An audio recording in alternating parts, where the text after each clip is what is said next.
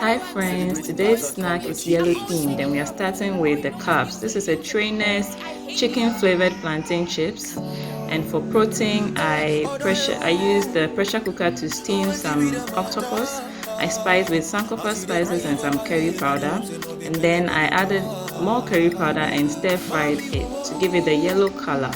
Next is our fruits, which is the mangoes for the yellow vivid color. And I also gave a heritage nkate cake, which comes in a yellow packaging, and so I gave her that. For refreshing drink, she had tampico, bottled tampico, and for her treat, I gave her the yellow M&Ms. For her milk-based snack, I took a tablespoon full of custard powder, added some milk, a tablespoon of sugar, and microwave for a minute. We are done for our yellow themed snack for today. I hope you enjoyed it. Bye.